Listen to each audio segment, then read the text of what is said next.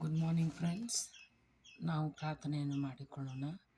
ನಮ್ಮನ್ನು ಬಹಳವಾಗಿ ಪ್ರೀತಿ ಮಾಡುವ ನಮ್ಮ ತಂದೆಯಾದ ದೇವರೇ, ಪರಿಶುದ್ಧಾತ್ಮನೇ, ನಿನ್ನ ನಾಮಕ್ಕೆ ಸ್ತೋತ್ರ ಉಂಟಾಗಲಿ. ಬೆಳಗಿನ ಹೊತ್ತಿನಲ್ಲಿ ನಮ್ಮನ್ನು ನೀನು ಕಾಯ್ದು ಕಾಪಾಡಬೇಕಾಗಿ ಬೇಡಿಕೊಳ್ಳುತ್ತೇನೆ.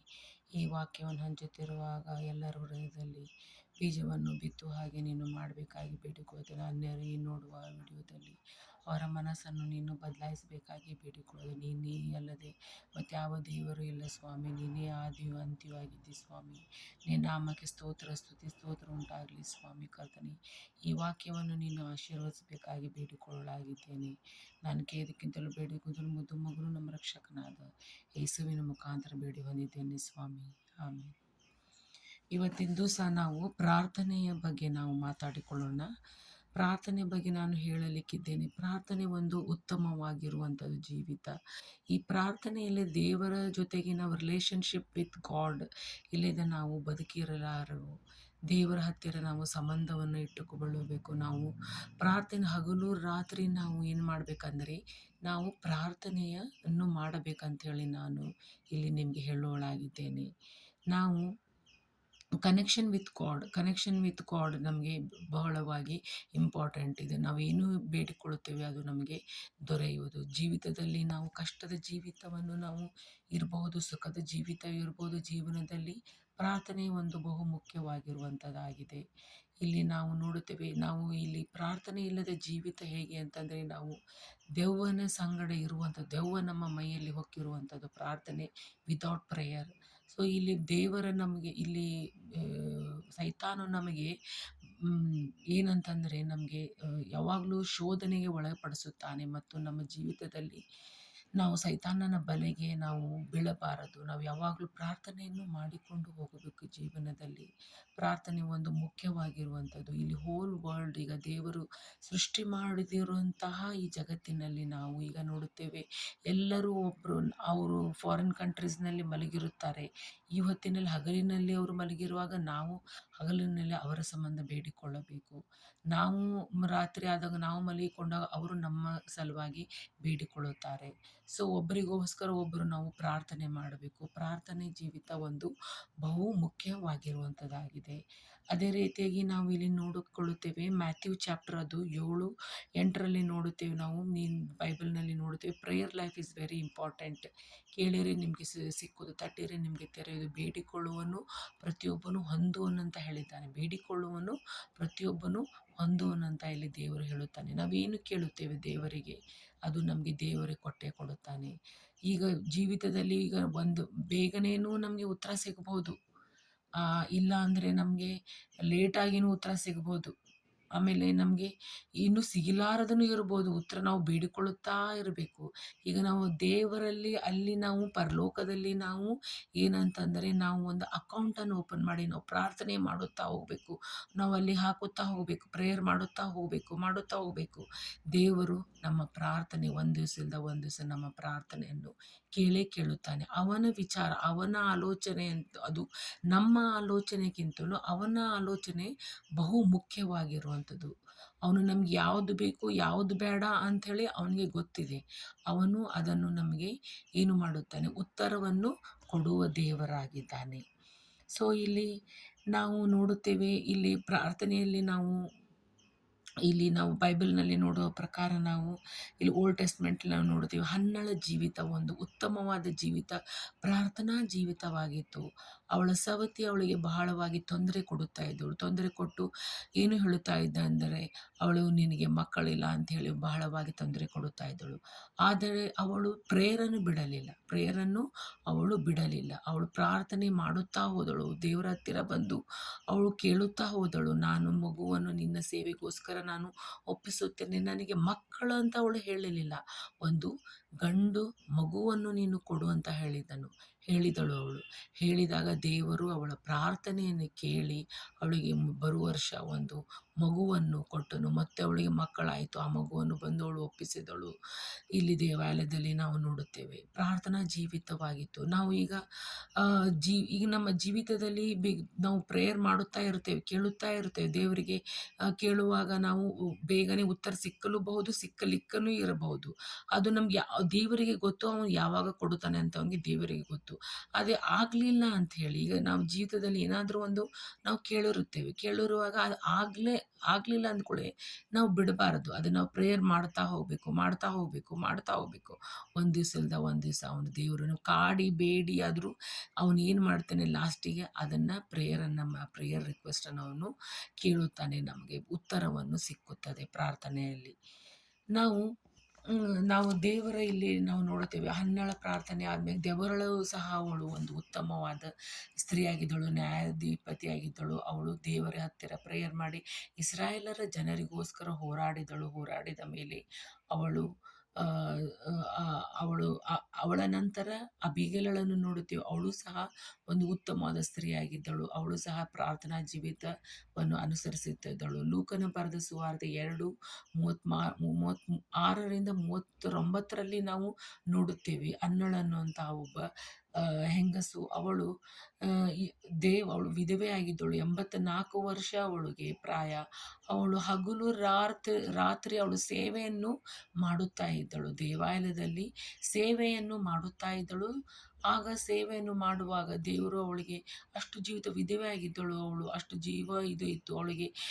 ಜೆರುಸಲೇಮ್‌ಗೋಸ್ಕರ ಅವಳು ಬೇಡುತ್ತಾ ಇದ್ದಳು, ಕೇಳುತ್ತಾ ಇದ್ದಳು ದೇವರ ಹತ್ತಿರ ಅವಳು. ಮತ್ತು ನಾವು ಬೈಬಲ್‌ನಲ್ಲಿ ಬಹಳ ಯಾರ್ಯಾರು ಗ್ರೇಟ್ ಏನಂತಂದರೆ ಪ್ರವಾದಿಗಳು, ದೊಡ್ಡ ದೊಡ್ಡ ಪ್ರವಾದಿಗಳು ಸಹ ಪ್ರಾರ್ಥನಾ ಜೀವಿತ ನೋಡುತ್ತೇವೆ. ನಾವು ಪ್ರಾರ್ಥನಾ ಜೀವಿತ ನೋಡುವಾಗ ಅಬ್ರಾಮನ ಪ್ರಾರ್ಥನೆಯನ್ನು ಮತ್ತು ಸಾರಳ ಪ್ರಾರ್ಥನೆಯನ್ನು ನೋಡುತ್ತೇವೆ. ಮತ್ತು ಇಸಾಕನ ಪ್ರಾರ್ಥನೆ, ಜಾಕೋಬನ ಪ್ರಾರ್ಥನೆ, ರೈಚಲಳ ಪ್ರಾರ್ಥನೆ ಮತ್ತು ಮೋಶೆಯ ಪ್ರಾರ್ಥನೆ, ಜೆಹೋಶನ ಪ್ರಾರ್ಥನೆ. ಮೋಶೆ ಒಬ್ಬ ಪ್ರವಾದಿಯಾಗಿದ್ದನು. ಅವನು ದೊಡ್ಡ ಪ್ರವಾದಿಯಾಗಿದ್ದನು. ಅವನು ಇಸ್ರಾಯೇಲರನ್ನು ಕರೆದುಕೊಂಡು ಅವನು ಕಾನಾನ್ ದೇಶದ ಕಡೆಗೆ ಹೋಗುತ್ತಾ ಇದ್ದನು. ಅವರನ್ನು ಬಿಡುಗಡೆಗೊಳಿಸಿ ಅವರನ್ನು ಕರೆದುಕೊಂಡು ಹೋಗುವಾಗ ತನ್ನ ಸಲುವಾಗಿ ಅವನು ಏನು ಪ್ರೇಯರ್ ಮಾಡಲಿಲ್ಲ. ಯಾವ ಪ್ರೇಯರ್ ರಿಕ್ವೆಸ್ಟ್ ಇಡಲಿಲ್ಲ ಮೋಶೆ. ಅವನು ಜನರಿಗೋಸ್ಕರ, ಇಸ್ರಾಯೇಲರ ಜನರಿಗೋಸ್ಕರ ಅವರನ್ನು ಪ್ರೇಯರನ್ನು ಮಾಡಿದನು. ಹಗಲು ರಾತ್ರಿ ಅವನು ದೇವರಿಗೆ ಬೇಡಿಕೊಳ್ಳುತ್ತಾ ಇದ್ದನು.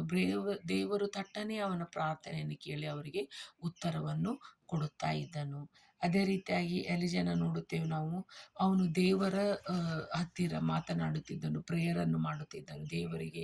ದೇವರು ಪ್ರತ್ಯುತ್ತರವಾಗಿ ಅವನಿಗೆ ಉತ್ತರವನ್ನು ಕೊಡುತ್ತಾ ಇದ್ದನು. ಅವನು ಏನು ಹೇಳುತ್ತಾನೆ ಅದಕ್ಕೆ ಉತ್ತರವನ್ನು ಕೊಡುತ್ತಾ ಇದ್ದನು. ಅದೇ ಜೇಮ್ಸ್ ಚಾಪ್ಟರ್ 5:17-18ರಲ್ಲಿ ನೋಡುತ್ತೇವೆ. ಅವನು ಎಲಿಜನು ಪ್ರೇಯರ್ ಮಾಡುವಾಗ ಅಲ್ಲಿ ಮಳೆ ಇರಲಿಲ್ಲ. 3 ವರ್ಷದಿಂದ ಬರಗಾಲ ಇತ್ತು. ಬರಗಾಲ ಇದ್ದಾಗ ಅವನು ಮಳೆಯನ್ನು ದೇವರ ಹತ್ತಿರ ಬೇಡಿಕೊಂಡನು. ಆವಾಗ ಮಳೆ ಆಯಿತು ಅಂಥೇಳಿ ನಾವು ನೋಡುತ್ತೇವೆ. ಅಗತ್ಯವಿರುವಂತಹ ಮೇಲೆ ನಾವು ಅಗತ್ಯ ಇರುವಂಥದ್ದು ಮೇಲೆ ನಮಗೆ ನಂಬಿಕೆ ಇಡಬೇಕು. ದೇವರಲ್ಲಿ ನಾವು ಏನು ಬೇಕನ್ನೋದು ನಮಗೆ ದೇವರಿಗೆ ಗೊತ್ತುಂಟು. ಅವನು ಅಗತ್ಯ ಇರುವಂಥದ್ದು ಎಲ್ಲವನ್ನು ನಮಗೆ ಕೊಡುತ್ತಾನೆ. ಮತ್ತು ಮುಖ್ಯವಾಗಿ ಇರುವಂಥದ್ದು ಏನಂದರೆ ನಾವು ನಂಬಿಕೆ ಇಡಬೇಕು. ನಾನು ಇಲ್ಲಿ ಏನಂತಂದರೆ ಪ್ರಾರ್ಥನಾ ಜೀವಿತದಲ್ಲಿ ನಾವು ನೋಡುವಾಗ ನಾವು ಇಲ್ಲಿ ನಿನ್ನೆ ನಾನು ಒಂದು ಪ್ರೇಯರ್ ಕೂಟಕ್ಕೆ ಹೋಗಿದ್ದೆ. ಪ್ರೇಯರ್ ಕೂಟಕ್ಕೆ ಹೋದಾಗ ಅಲ್ಲಿ ಬಹಳ ಜನರು ಬಂದಿದ್ದರು. 5 ಫ್ಯಾಮಿಲೀಸ್ ಮಾತ್ರ ಬಾರ್ನ್ ಕ್ರಿಶ್ಚಿಯನ್ ಇದ್ದವರು ಇದ್ದರು. ಆದರೆ ಉಳಿಕಿದ ಜನರು ಎಲ್ಲರೂ ಅನ್ಯರಾಗಿದ್ದರು. ಅವರು ಬಂದು ಟೆಸ್ಟಿಮನಿ ಕೊಟ್ಟರು. ಟೆಸ್ಟಿಮನಿ ಕೊಡುವಾಗ ಅವರು ಹೇಳಿದರು, ಯೇಸು ಸ್ವಾಮಿಯೇ ನಮ್ಮ ದೇವರು ಅಂತ ಹೇಳಿದರು. ಯೇಸು ಸ್ವಾಮಿಯೇ ನಮ್ಮ ದೇವರು ಅಂತ ಹೇಳಿ ಅವರು ಯೇಸು ಸ್ವಾಮಿ ಕಡೆ ತಿಳ್ಕೊಂಡು ಅವರು ಒಬ್ಬೊಬ್ಬರು ಹೇಳ್ತಾ ಇದ್ದರು, ಪ್ರಾರ್ಥನೆಯನ್ನು ನಾವು ಮಾಡುತ್ತೇವೆ, ದೇವರ ಹತ್ತಿರ ಪ್ರಾರ್ಥನೆಯನ್ನು ಮಾಡುತ್ತೇವೆ, ಕೇಳಿಕೊಳ್ಳುತ್ತೇವೆ. ಆರೋಗ್ಯದ ವಿಷಯದಲ್ಲಿ ಪ್ರಾರ್ಥನೆ ಮಾಡುತ್ತೇವೆ, ನಾವು ಫೈನಾನ್ಷಿಯಲಿ ವಿಷಯದಲ್ಲಿ ಪ್ರಾರ್ಥನೆ ಮಾಡಿದೆವು. ಮತ್ತು ನಾವು ಒಬ್ಬರಿಗೊಬ್ಬರು ಯೇಸು ಸ್ವಾಮಿ ಬಗ್ಗೆ ನಾವು ತಿಳಿಸಿದೆವು. ಅವರಿಗೋಸ್ಕರ ನಾವು ಪ್ರಾರ್ಥನೆಯನ್ನು ಮಾಡಿದೆವು. ದೇವರು ಉತ್ತರವನ್ನು ನಮಗೆ ಕೊಟ್ಟನು ಅಂತ ಹೇಳಿ ಅವರ ನಂಬಿಕೆ ಏನಂತಾರೆ. ಅವರು ಪ್ರೇಯರ್ ಮಾಡುವಾಗ ಅವರನ್ನು ಯಾರ ಸಂಬಂಧವರು ಬೇಡಿಕೊಳ್ಳುತ್ತಾ ಇದ್ದರು, ಆವಾಗ ಅವರಿಗೆ ಗುಣಪಡಿಸಿದನು ದೇವರು.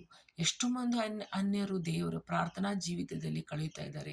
ಮತ್ತು ಅವ್ರು ಏನು ಹೇಳಿದ್ರು ಅಂತಂದರೆ, ಅನ್ಯರು ಏನು ಹೇಳಿದ್ರು ಅಂದರೆ, ನಾವು ಏನು ಮಾಡಿಕೊಂಡಿದ್ದೇವೆ ಅಂದರೆ ಚೇನ್ ಪ್ರೇಯರ್ ಟೈಪ್ ಮಾಡಿಕೊಂಡಿದ್ದೇವೆ. ಅಂದರೆ ಒಂದೊಂದು 4-4, 5-5, 6-6 ಮಂದಿ ಅವರು ಗ್ರೂಪ್ ಕೂಡಿಕೊಂಡು ತಮ್ಮ ಸಂಬಂಧಿಕರಲ್ಲಿ ಒಬ್ಬೊಬ್ಬರ ಮನೆಯಲ್ಲಿ ಅವರಿಗೆ ಎಷ್ಟೋ ಕಷ್ಟವನ್ನು ಕೊಟ್ಟರು. ಆದರೂ ಅವರು ಪ್ರಾರ್ಥನೆ ಅವರ ಸಂಬಂಧ ಪ್ರೇಯರ್ ಮಾಡಿ ಮಾಡಿ ಮಾಡಿ ಮಾಡಿ ಅವರು ಮನಸ್ಸನ್ನು ದೇವರು ಬದಲಾಯಿಸಿದನು. ಅವರು ನೀನು ಹೋಗು, ನೀನು ಯೇಸು ಸ್ವಾಮಿ ಹತ್ರ ನೀನು ಏನು ಬೇಡಿಕೊಳ್ಳುತ್ತೀಯೋ, ಪ್ರೇಯರ್ ಮಾಡುತ್ತೀಯೋ, ಬೈಬಲ್ ಓದುತ್ತೀಯೋ ಓದು ಅಂತ ಹೇಳಿದರು.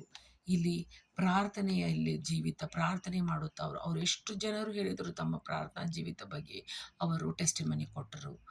ನಾವು ಅದೇ ರೀತಿಯಾಗಿ ನಾವು ಫಿಲಿಪಿಯ ಬರೆದ ಪತ್ರಿಕೆಯಲ್ಲಿ ನೋಡುತ್ತೇವೆ, 4ನೇ ಅಧ್ಯಾಯ 7 ಮತ್ತು 8ರಲ್ಲಿ ನೋಡುತ್ತೇವೆ. ನಾವು ಕ್ರೈಸ್ತರಲ್ಲಿ ತೋರತಕ್ಕ ಸದ್ಗುಣಗಳು, ಯಾವಾಗಲೂ ಕರ್ತನಲ್ಲಿ ಸಂತೋಷಿಸಿರಿ, ಸಂತೋಷ ಪಡಿರಿ ಎಂದು ತಿರುಗಿ ಹೇಳುತ್ತೇನೆ.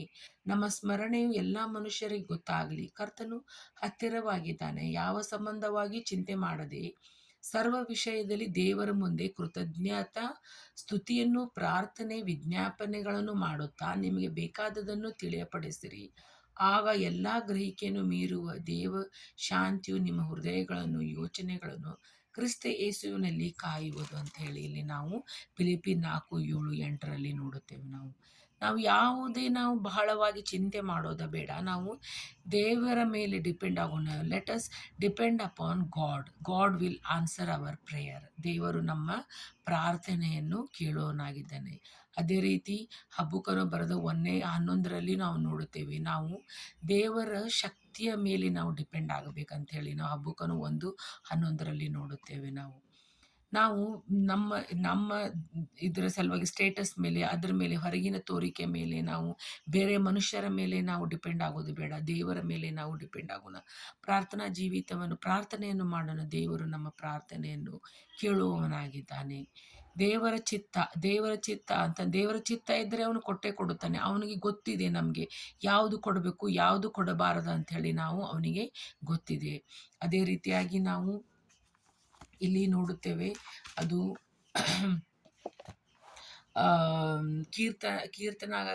ಕೀರ್ತನೆ 5 ಮತ್ತು 3ನೇ ವಚನ ನೋಡುತ್ತೇವೆ. ನನ್ನ ಅರಸೆ, ನನ್ನ ದೇವರೇ, ನಿನ್ನನ್ನೇ ಪ್ರಾರ್ಥಿಸುವೇನು ಅಂತ ಹೇಳಿ ನಾವಿಲ್ಲಿ ಕೀರ್ತನಾಗಾರನು ಬರೆದಿದ್ದಾನೆ.